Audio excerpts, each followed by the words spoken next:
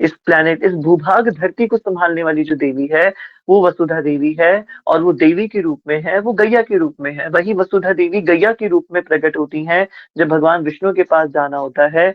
वही वसुधा देवी देवी गैया के रूप में इसलिए भी प्रकट होती है कि महाराज पृथु ने उनका दोहन करके इस पूरे ब्रह्मांड के अलग अलग वर्षों को बनाया था।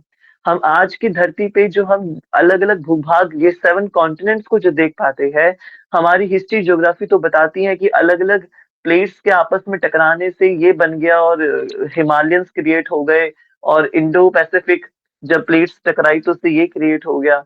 तो आज की ज्योग्राफी तो ये कहती है, बट वैदिक कॉस्मोलॉजी के अनुसार महाराज पृथु ने जब देवी धरती जो कि गैया के रूप में प्रकट होती हैं, और उस गैया का जब दोहन किया जाता है, तब जाके ये 7 कॉन्टिनेंट्स का प्राकट्य होता है। ये 7 कॉन्टिनेंट्स ऐसे बनते हैं। अलग अलग वर्षों का निर्माण होता है। वर्ष का मतलब ये एक स्थान है, वर्ष। जैसे भारत वर्ष, इंडिया को भारतवर्ष नहीं कहते, वर्ष अलग होता है। तो ये पूरी अपनी अलग कैलकुलेशन है वैदिक कॉस्मोलॉजी के अनुसार। तो धरती माता देख रही है कि ऊपर उनका एक भूभाग पहले से ही विद्यमान है, और उनसे पूछती है कि वराह, हे स्वामी बताइए ये कौन सा मेरा भाग है जो मैं ऊपर देख पा रही हूँ। वराह देव कहते हैं, हे वसुधा देवी, ये धरती का हिस्सा नहीं है। हे वसुधा देवी, ये आपका हिस्सा नहीं है। ये तो मेरा नित्य वृंदावन धाम है। ये नित्य वृंदावन धाम है। जब हिरण्याक्ष ने प्लैनेट धरती को, यानी आपको लेकर के जब गर्भोदक सागर में डुबा दिया, तो आप तो गर्भोदक सागर में डूब गए, परंतु जो मेरा धाम वृंदावन है, वो वहीं पे ही रह गया। क्योंकि धाम वृंदावन कहीं नहीं जा सकता। जो मेरा धाम वृंदावन है, यानी उस समय पर भी वो जो धाम वृंदावन था, वो नहीं डूबा था गर्भोदक सागर के अंदर। कि सोचे कितनी अद्भुत बात है ये। धाम वृंदावन नहीं डूबा था गढ़बोधक सागर में, वो उसी स्थान पर था। और धरती माता ने देखा कि अच्छा, ये उसी स्थान पे पहले से विद्यमान है। वराहदेव ने धरती माता को क्लैरिफाई करा कि ये मेरा नित्य धाम है, और ये तो मात्र आपके ऊपर बस एस्टैब्लिश है, इसे स्थापित किया हुआ है मैंने, परंतु ये आपका भाग नहीं है। उसी प्रकार से जो अमरनाथ है, अमरनाथ की जो दिव्य गुफा है, और जो कैलाश पर्वत है, ये कैलाश पर्वत ओम पर्वत के नाम से भी हम जानते हैं। कैलाश मानसरोवर, ये जो दिव्य स्थान है, ये दिखने में तो धरती पर दिखते हैं, परंतु ये आध्यात्मिक जगत का भाग है। कैलाश पर्वत, मानसरोवर और अमरनाथ जी। अमरनाथ ही वही स्थान है जहाँ पे भगवान शिव जी ने माता पार्वती को ये श्रीमद् भागवत का पहला पाठ सुनाया था, अमर कथा सुनाई थी। तो दिखने में तो ये लग सकता है कि भौतिक संसार का भाग है, परंतु है आध्यात्मिक जगत। और आध्यात्मिक गणना के अनुसार कैलाश पर्वत आधा धरती में आता है, यानी आधा इस भौतिक संसार में आता है, और आधा ये आध्यात्मिक जगत के अंदर आता है। ये कैलाश पर्वत की भूमिका है। इसलिए भगवान शिव जी आधा, भगवान शिव जी का जो भाग है, वो जीव रूप में भी है, और आधा भगवान शिव जी का भाग सच्चिदानंद रूप में भी है। शिव के कई प्रकार है, 11 रुद्रों का वर्णन आता है।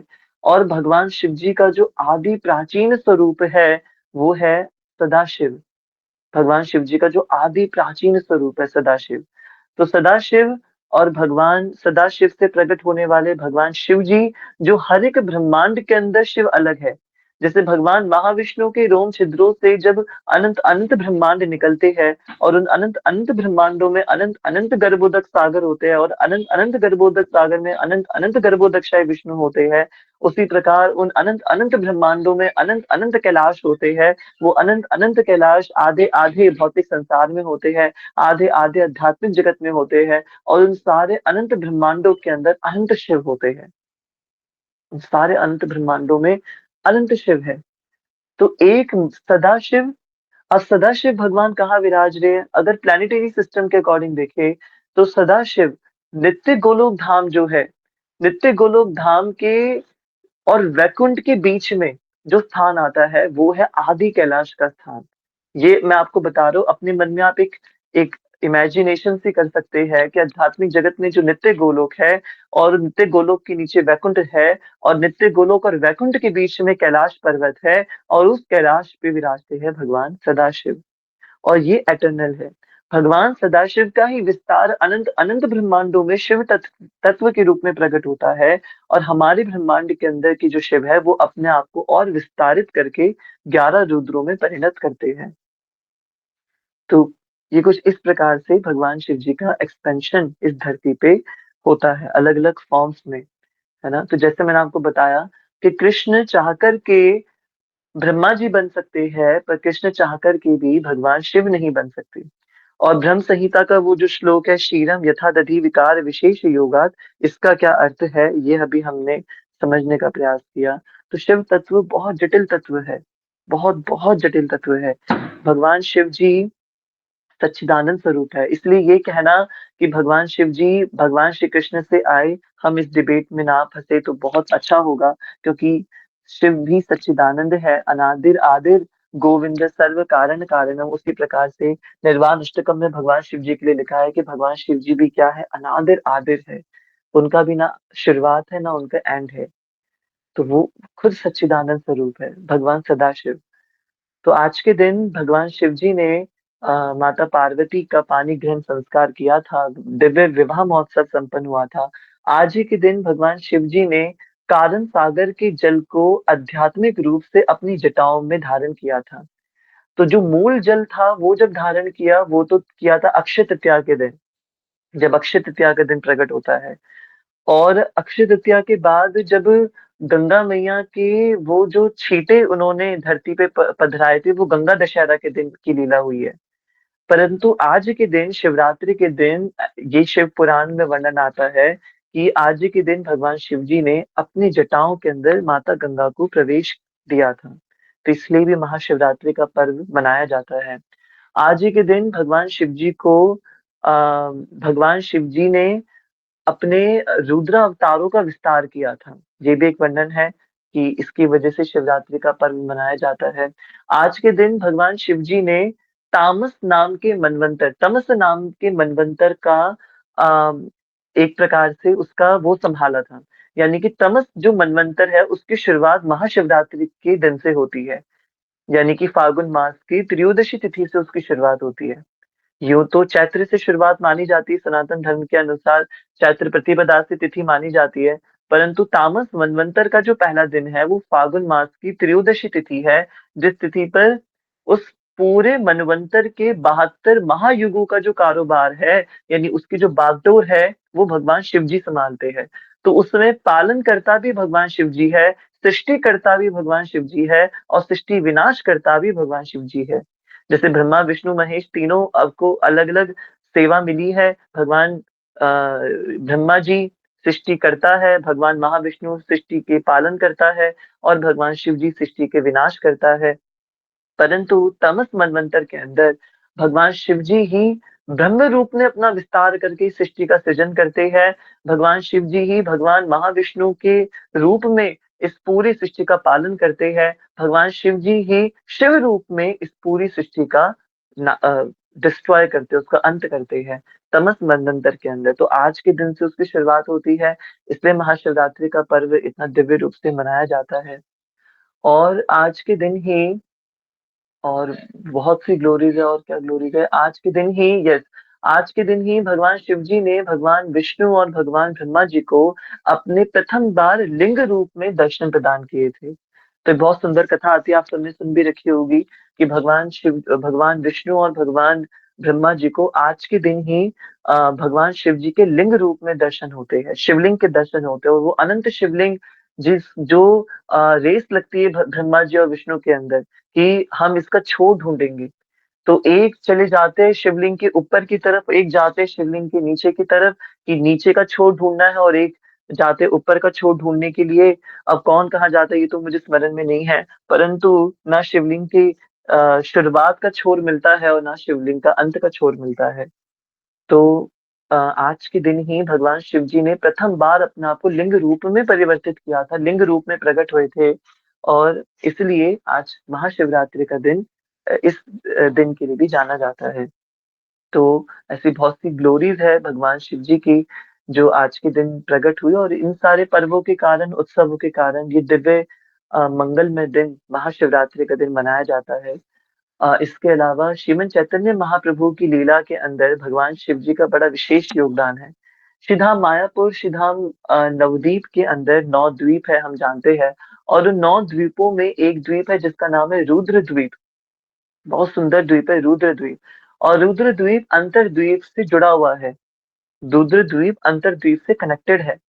और हमारा जो मंदिर है इस्कॉन का, मायापुर चंद्रोदय मंदिर, वो भी आधा अंतर्द्वीप में आता है और आधा रुद्रद्वीप में आता है। ये भी बड़ी कमाल की बात है। जो पूरा इस्कॉन कैंपस है वहां पे, पूरी मायापुर चंद्रोदय सिटी जो बनी हुई है मायापुर के अंदर, नवद्वीप के अंदर, उसमें आधी सिटी अंतर्द्वीप में आती है और आधी सिटी वो रुद्रद्वीप में आती है। तो रुद्रद्वीप नवद्वीप के अंदर एक द्वीप है जहाँ पे साक्षात भगवान शिव जी हरिहर रूप में विराजते हैं और रुद्र रूप में भी विराजते हैं। और वहां भगवान शिव जी और श्रीमन चैतन्य महाप्रभु के बहुत बहुत पास टाइम्स घटित हुए हैं। रुद्र द्वीप के अंदर ही भगवान चैतन्य महाप्रभु एक परम वैष्णव के घर जाया करते थे जिनका नाम है मुरारी गुप्त। श्री मुरारी गुप्त कौन है? श्री मुरारी गुप्त और कोई नहीं बल्कि साक्षात हनुमान जी का ही विस्तार है, साक्षात हनुमान जी का एक्सपेंशन है। तो हनुमान जी ही चैतन्य लीला के अंदर प्रकट होते हैं मुरारी गुप्त के रूप में। श्रीमन चैतन्य महाप्रभु बड़ी लीला किया करते थे उनके संग में और उनसे कहते थे कि हे मुरारी गुप्त, आप क्या ये राम राम जप करते रहते हो? आप कृष्ण कृष्ण भजो, कृष्ण कृष्ण भजो। तो मुरारी गुप्त के घर में बहुत सुंदर भगवान श्री राम जी का पूरा दरबार लगा हुआ है। और उनसे निवेदन करते हैं महाप्रभु कि मुरारी गुप्त जी, आप ये क्या राम राम भजते हो? आप कृष्ण कृष्ण भजो। तो जब उनसे कृष्ण भजने का निवेदन करते हैं, मुरारी गुप्त प्रयास करते हैं कृष्ण बोलने का, चैतन्य भागवत की लीला आती है कि मुरारी गुप्त कृष्ण कृष्ण कृष्ण कृष्ण राम राम राम राम राम कृष्ण कृष्ण कृष्ण राम राम, कब कृष्ण का राम में परिणत हो जाता है मुरारी गुप्त खुद नहीं पता चलता। कृष्ण कृष्ण कृष्ण राम कृष्ण राम कृष्ण राम राम राम राम राम। तो मुरारी गुप्त बड़ा प्रयास पूर्वक कोशिश करके कृष्ण बोलने का प्रयास कर रहे हैं, परंतु कृष्ण कृष्ण बोलते बोलते वो अचानक से राम राम बोलने लगते हैं। परंतु मुरारी गुप्त की अनंत प्रीति है श्रीमन चैतन्य महाप्रभु से, अनंत अनंत प्रीति है।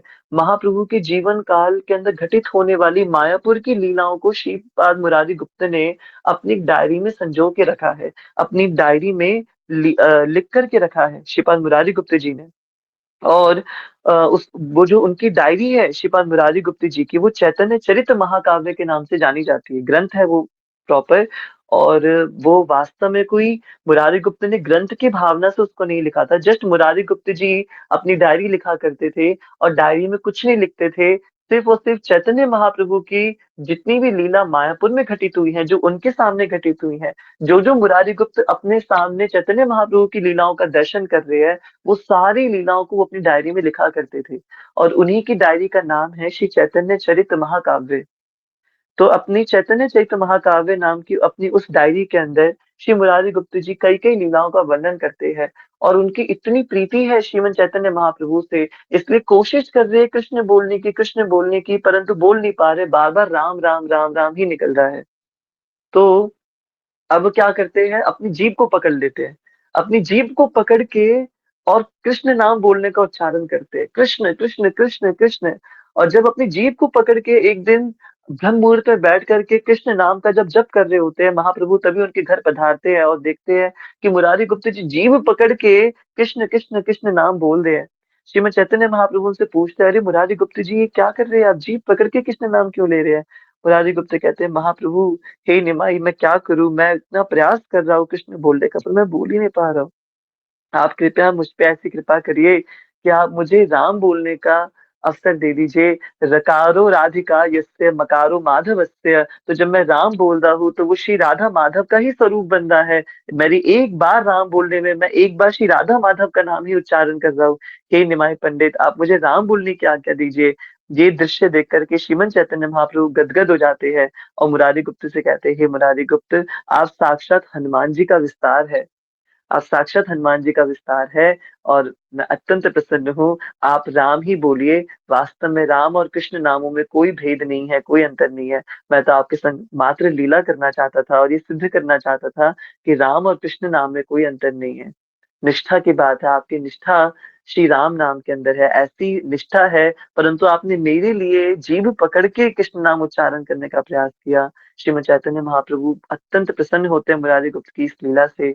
और मुरारी गुप्त के ही स्थान पे श्रीमद चैतन्य महाप्रभु भगवान शिव जी की दिव्य स्तुति गाते हैं। तो हम गौड़िया वैष्णवों के अंदर आज के दिन भगवान शिव जी की एक अत्यंत दिव्य स्तुति है, जिस स्तुति का नाम है शिवाष्टकम। तो श्रीमन चैतन्य महाप्रभु ने भगवान शिव जी की बहुत ग्लोरीज का वर्णन किया है रुद्र द्वीप के अंदर। और रुद्र द्वीप, जब हम नवदीप मंडल परिक्रमा करते हैं, तो नवदीप मंडल परिक्रमा में रुद्र द्वीप और सिमंत द्वीप अंत में आने वाले द्वीप है। जब हम परिक्रमा को शुरू करते हैं तो परिक्रमा हमारी स्टार्ट होती है अंतर द्वीप से, और अंतर द्वीप से हम मोदद्रुन द्वीप होते होते गोद्रुन द्वीप, और करते करते जब परिक्रमा एंड हो रही होती है, तो फिर एंड में हम आते हैं अपने सिमंत द्वीप पे, और सिमंत द्वीप के बाद आते हैं रुद्र द्वीप पर, और फिर रुद्र द्वीप के बाद आते हैं अंतर द्वीप में। तो सीमंत द्वीप माता पार्वती के लिए जाना जाता है। सीमंती देवी माता वहां पे माता पार्वती के रूप में विराज रही हैं। देवी सीमंती और रुद्र द्वीप के बीच का जो मिलन स्थान है, वहां पे बहुत सुंदर गौरी शंकर का मंदिर भी है, और बड़ा दिव्य भाव से वहां पे उनके आज के उत्सव को मनाया जाता है। तो श्रीमद चैतन्य महाप्रभु जब रुद्र द्वीप में जाया करते थे, अलकनंदा नदी के पास में हरिहर भगवान का बहुत सुंदर मंदिर है। आपने अर्धनारीश्वर भगवान शिव जी के तो दर्शन करे होंगे, जिसमें आधे भगवान शिव जी और आधे माता पार्वती हैं। तो अर्धनारीश्वर का तो हमने दर्शन किया है, पर हरिहर क्षेत्र के अंदर हरिहर मंदिर में वहां पे आधे भगवान शिव जी है और आधे भगवान विष्णु है। तो वो मुझे लगता है पूरे ब्रह्मांड के अंदर एक ही वो स्थान है जहाँ पे हरिहर रूप में भगवान दर्शन दे रहे हैं, और वो स्वयं प्रकट विग्रह है, हरिहर विग्रह। बहुत सुंदर शिवलिंग है वहां पे, जहाँ भगवान चक्र भी धारण करते हैं और चंद्रमा भी धारण करते हैं, अर्धचंद्र भी धारण करते हैं। और वहां पे विग्रह रूप में भगवान शिव जी, शिव आधे शिव है और आधे भगवान महाविष्णु है। तो बहुत सुंदर स्थान है अलकनंदा नदी के पास में। आ, वहीं पे ही रुद्रद्वीप के अंदर ही आ, ये बड़ा सुंदर स्थान है। रुद्रद्वीप और सीमंत द्वीप से थोड़ा सा पहले ही पड़ता है ये स्थान अलकनंदा नदी पे। तो वहीं पे जब चैतन्य महाप्रभु जाया करते थे, तो महाप्रभु जा करके भगवान शिव जी की लीलाओं का दर्शन करते थे। महाप्रभु क्या देख रहे हैं कि भगवान शिव जी शिवलिंग में से प्रकट होकर के अचानक से डाल पे बैठे हुए एक तोते के कान में जाकर के गौरा गौरा गौरा गौरा गौरा गौरा बोल देते हैं। और तोते का व्यवहार है मुखे मुखे शू का शारी हरि नाम गाए, ढोले ढोले गौरा चांद्र हरि गुण गाए। तो मुखे मुखे शू का शारी, तो जैसे ही तोते के कान में जाकर के श्री गौर सुंदर का नाम भगवान शिव जी जाके बोलते हैं, तो वो तोते को गौरा गौरा गौरा गौरा रटना आ जाता है, और वो पूरे नवद्वीप के अंदर उड़ता फिरता है और गौर सुंदर का नाम पुकारता फिरता है। श्रीमद चैतन्य महाप्रभु ये लीला देख रहे हैं कि कैसे भगवान शिव जी प्रकट होके उनका नाम एक तोते के कान में जाके बोल रहे हैं। उसके बाद महाप्रभु क्या लीला देखते हैं कि श्री भगवान शिव जी एक जीव जो कि एक कबूतर मर रहा है अलकनंदा नदी के तट पे, भगवान शिव जी दौड़ते दौड़ते जाते हैं और उसके कान में बोलने लगते हैं गौरा गौरा गौरा गौरा गौरा, ऐसे करके श्री गौरांग महाप्रभु का नाम उच्चारण करने लगते हैं। और अचानक से क्या होता है, वो अपना शरीर छोड़ देता है, वो कबूतर, और शरीर छोड़ के सारूप्य मुक्ति को प्राप्त कर लेता है।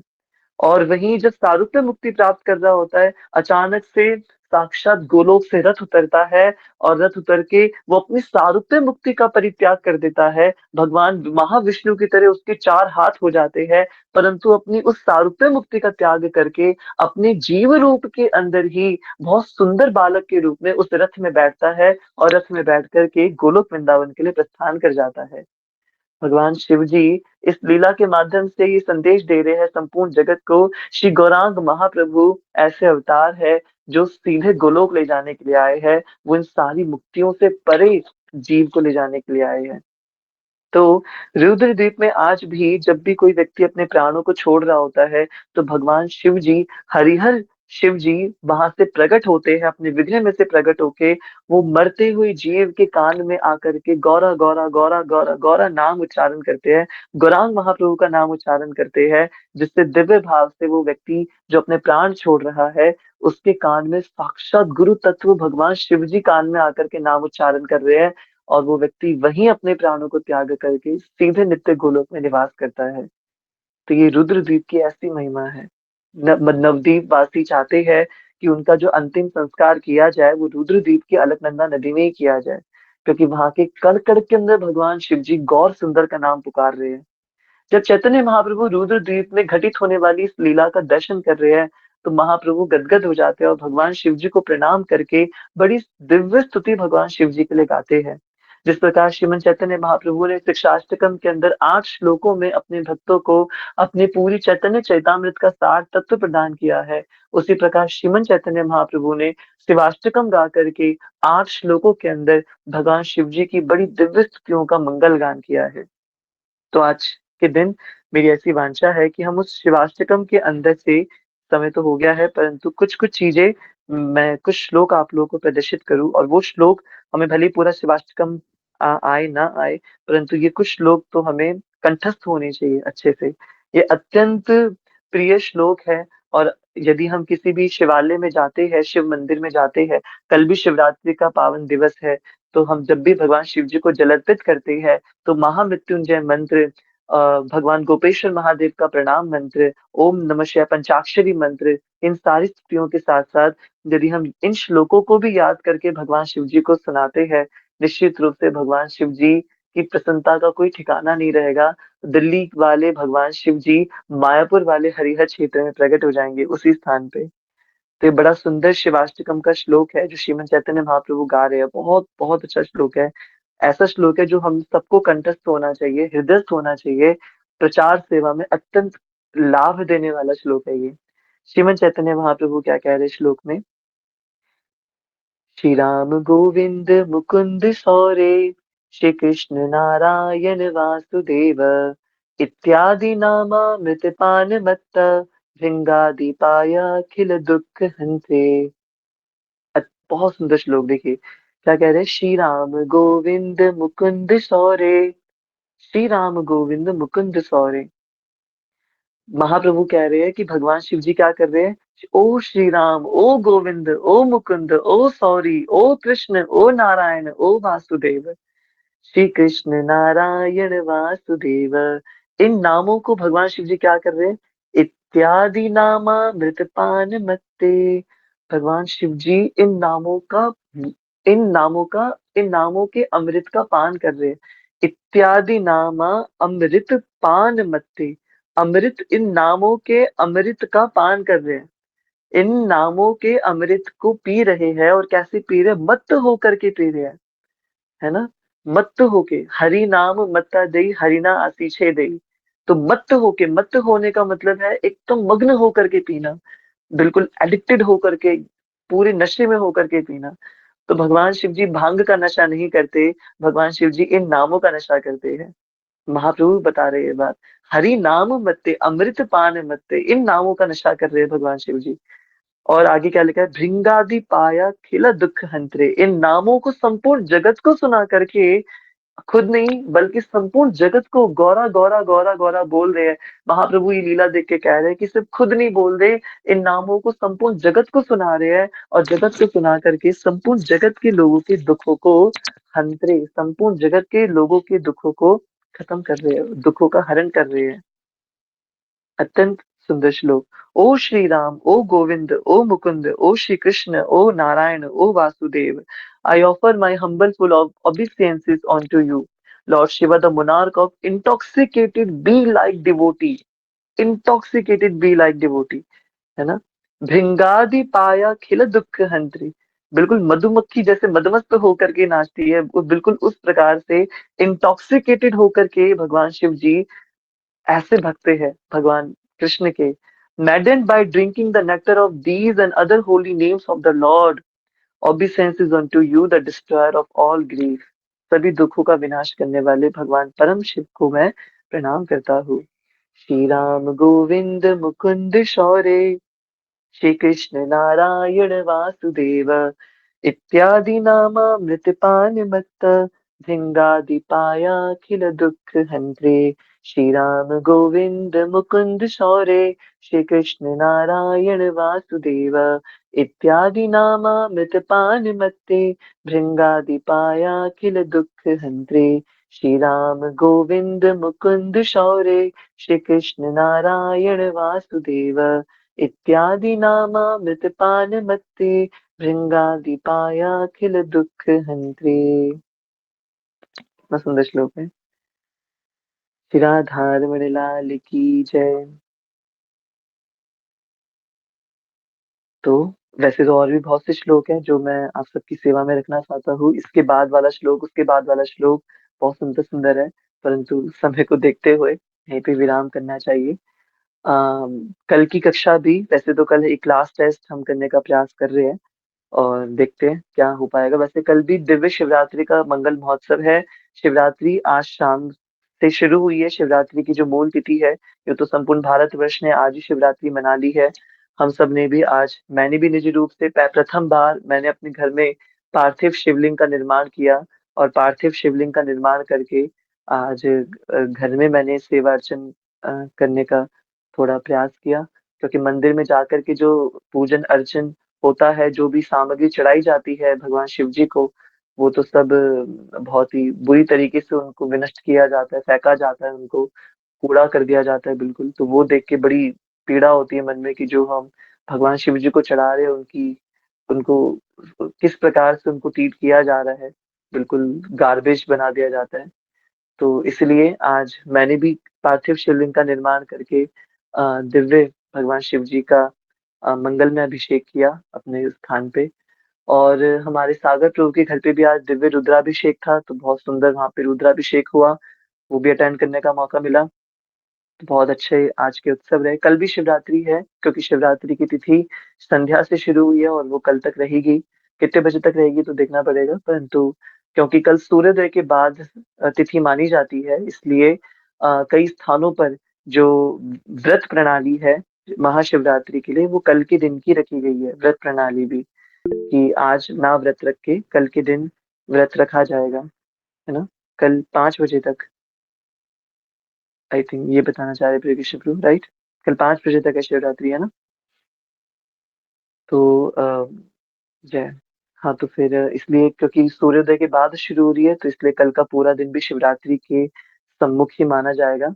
तो यदि अवकाश रहा और कल हमने कुछ टेस्ट वगैरह सच प्लान नहीं हुआ, तो कल भी भगवान शिव जी के ऊपर ही चर्चा करेंगे। और भी बहुत कुछ है जानने के लिए, बहुत सी लीलाएं हैं शिव जी भगवान की, खूब खूब ग्लोरीज है, कल भी जानेंगे। और शिवाष्टकम के ऊपर और चर्चा करेंगे और श्लोकों को याद करने का प्रयास करेंगे।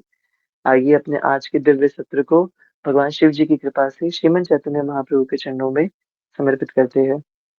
प्राणेश्वर प्रभु, सच्चिदाष्टकम के पहले और अंतिम श्लोक का गान करके। नव गौर वरम नव पुष्पशरम नव भाव धरम नवलास्य परम नव हास्य करम नव हेम वरम प्रणमामि शची सुत गौर वरम अरुणं नयनं चरणं वसनं वदने स्खलितं स्वकनामधरं कुरुते सुरसां जगतजीवनं प्रणमामि शचीसुत गौरवरं प्रणमामि शचीसुत गौरवरं प्रणमामि शचीसुत गौरवरं प्रणमामि शचीसुत गौरवरं प्रणमामि शचीसुत गौरवरं। श्रीमन चैतन्य महाप्रभु की जय।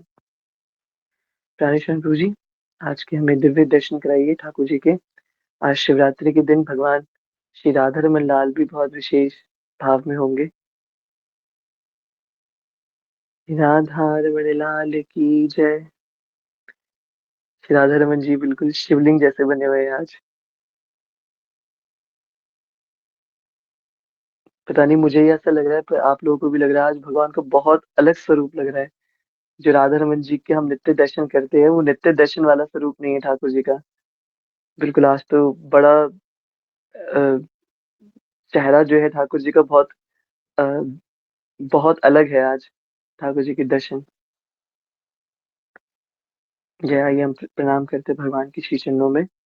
गौरांग सुंदर शची नयनाभिरामं राधा व्रजेन्द्र तनयो भयरूपमेकं गोपाल भट्ट करुणाकृत कृष्ण देहं तमिराधिकारमिडमीष्टमभीष्टमीडे अहो भाग्यं गौरमार्गानुवर्तिनां देवो राधारमणि यत्र यद्गुरुर्गुणमञ्जरी श्री राधारमण लाल की जय।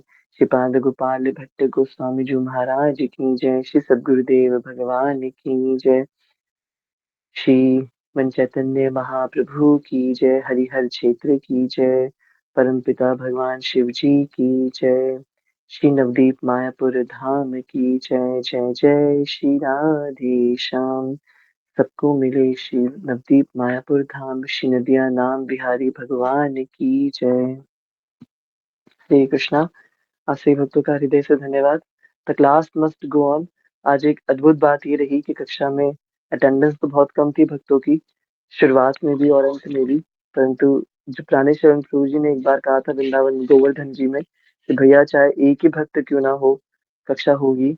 और देव प्रभु जी ने भी कहा था, ऑल्दो वो खुद नहीं है अभी क्योंकि वो खुद एक अपने भैया के उत्सव में गए हुए हैं, परंतु कि प्रभु जी चाहे एक हरिनाम माला ही क्यों ना हो, कक्षा तो जरूर होनी चाहिए। तो ये जो कक्षा हम कर पा रहे हैं, भगवान परीक्षा ले रहे गौर कथामृतम के अंदर खूब अच्छे से। तो खूब आनंद हुआ। अब तो गोष्ठी चर्चा हो रही है। पहले होता था खूब भक्त आए, सबको मैं खुद पर्सनली लिंक भेजा करता था। अब मैंने भी इसकी लिंक भेजना छोड़ दिया कि जो आ रहे हैं भगवान जी की कृपा पात्र आ रहे हैं, तो मैंने भी अब किसी को लिंक शेयर करना छोड़ दिया। तो अम, कोई बात नहीं प्रिया जी।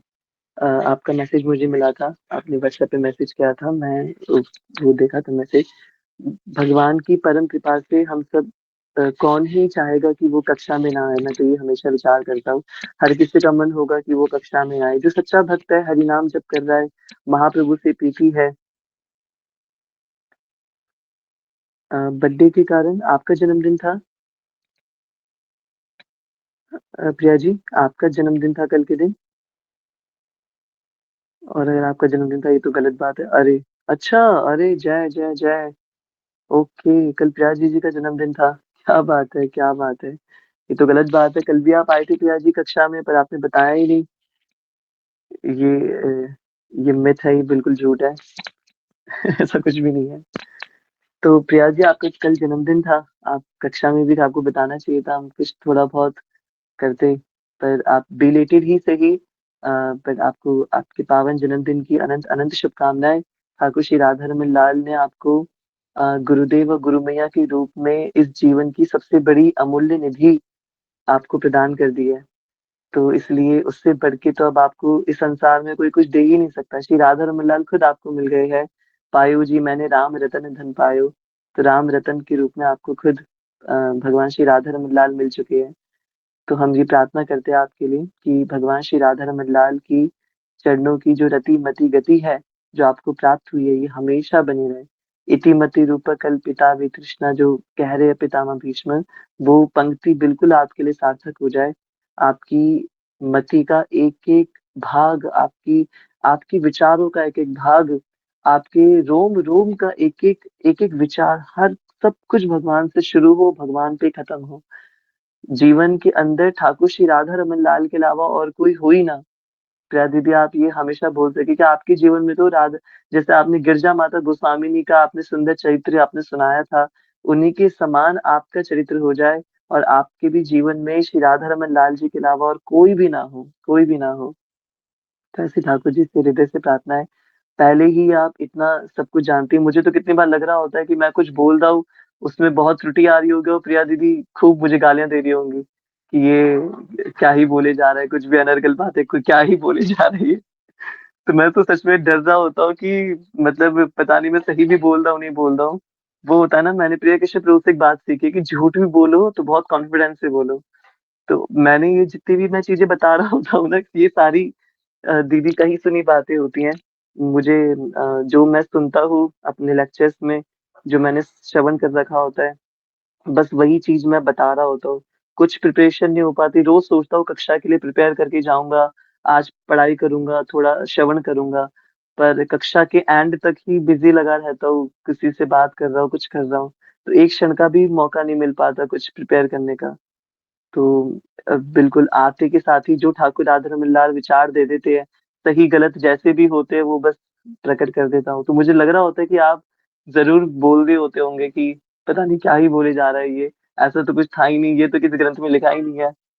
तो आप मुझे करेक्ट कर दिया करिए जब भी मैं कुछ ऐसी बातें बोलूँ, क्योंकि आपने निश्चित रूप से इतनी कम आयु के अंदर बहुत हृदय से ज्ञान प्राप्त करा और ऐसे भक्त बहुत कम देखने को मिलते हैं। जो सच में राधा रमन जी की प्रचार सेवा के लिए इस धरती पे आते हैं, जिनको दुनिया से छोड़िए अपने आप से कोई लेना-देना नहीं है। तो आप जैसे भक्तों की बहुत, बहुत, बहुत नितांत आवश्यकता है इस संसार के अंदर।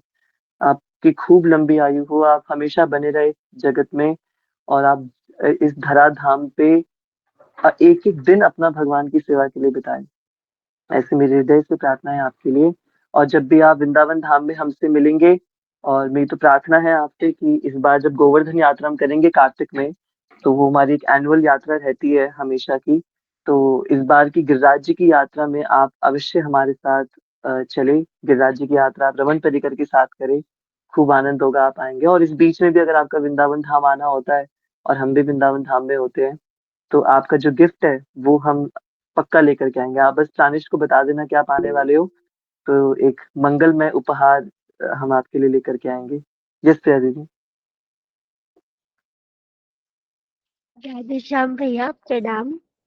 मैं इसीलिए कल नहीं बता रही थी कि मेरे को लग रहा था कि ऐसा कुछ बोला ही जाएगा, जो कि मैं सच्ची बता रही हूँ, मेरे को ऐसा कुछ भी नहीं पता जो आप बोलते हो या प्राणेश बोलता है या कोई और भी बोले।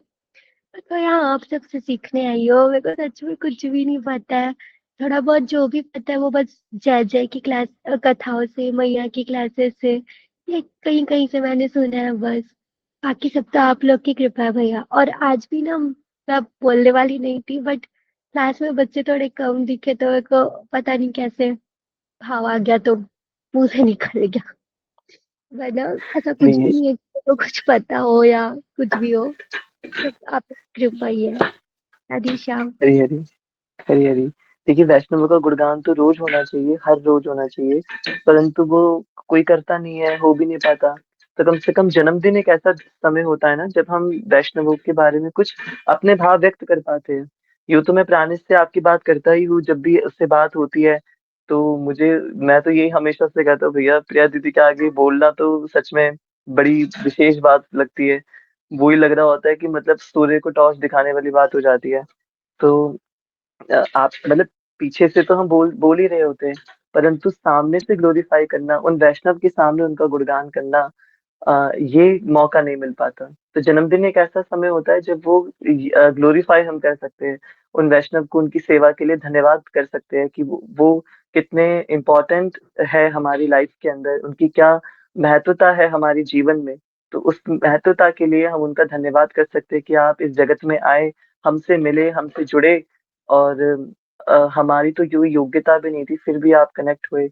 तो इसलिए आवश्यक है जन्मदिन के बारे में जानकारी होना, पता होना वैष्णवों का।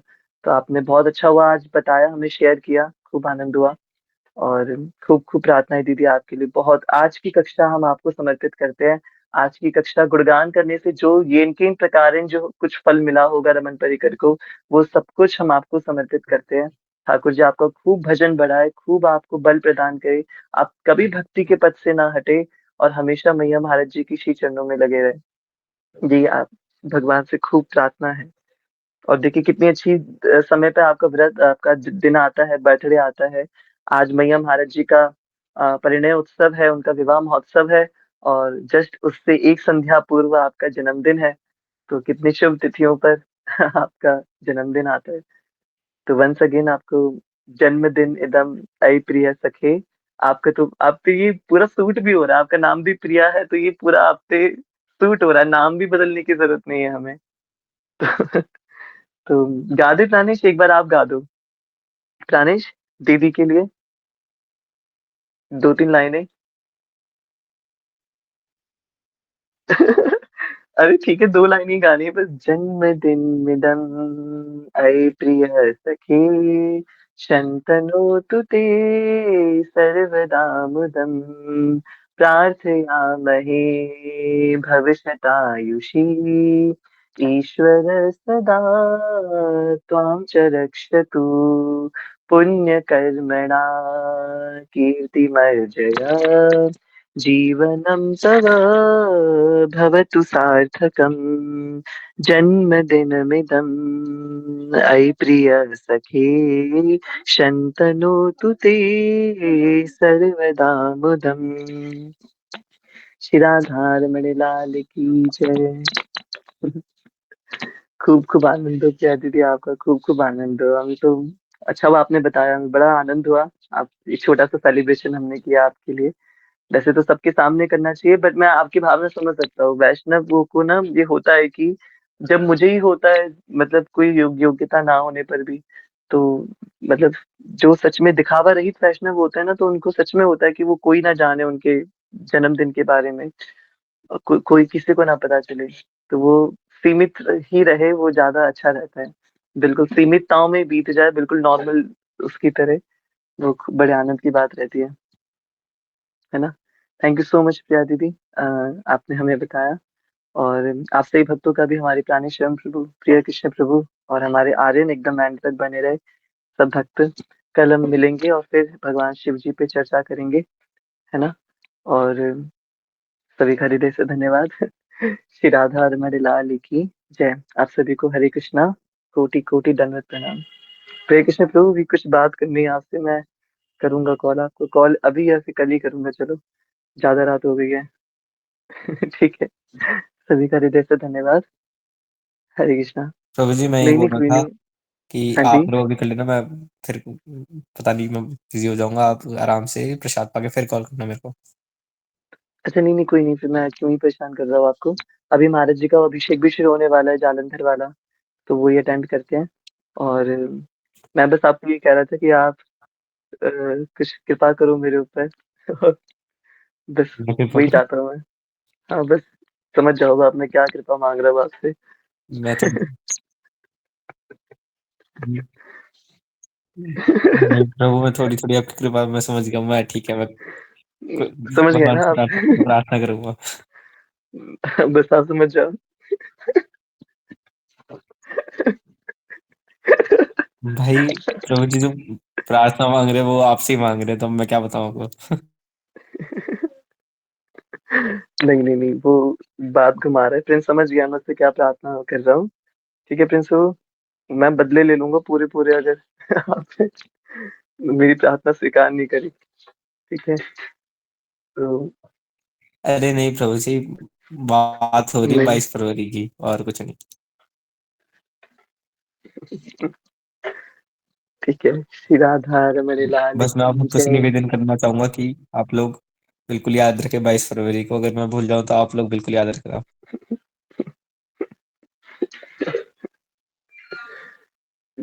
हम्म, ठीक है, कोई बात नहीं। 22 फरवरी के दिन की कक्षा प्रिंस रोज लेने वाले 22 फरवरी को प्रभु जी घर पर चली जाएगी। हैं। बिना प्रभु जी के।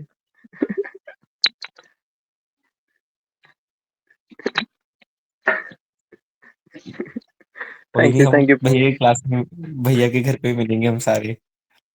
किराड़ी वाले सारे भक्तों को ले जाऊंगा। तो भैया ही उस दिन नहीं होंगे, भैया ही उस दिन नहीं होंगे तो फिर मतलब कौन ही मिल पाएंगे क्लास में, नहीं नहीं घर पे। प्रभु जी, 100% आपको आपको तो पकड़ लेंगे कल ही। और मतलब 22 तारीख को पक्का पकड़ लेंगे हम।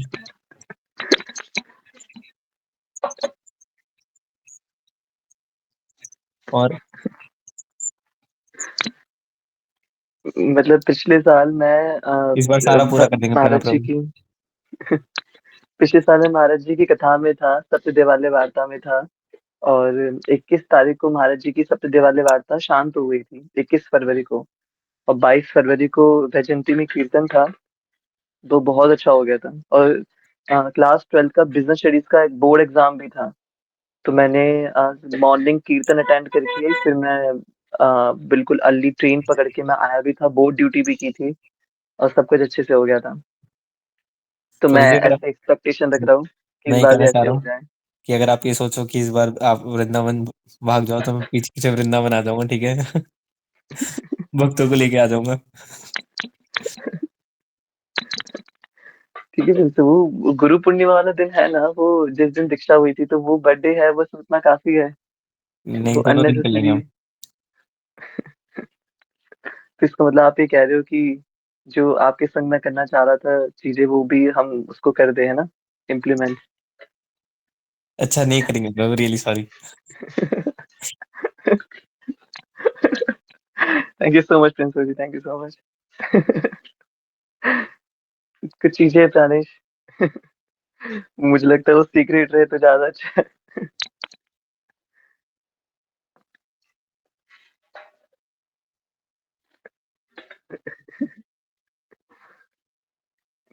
ठीक है, ठीक है, ठीक है। ठीक है, कक्षा विश्राम करते हैं। हम सब विश्राम करते हैं, महाराज जी का भी अभिषेक शुरू होने वाला है।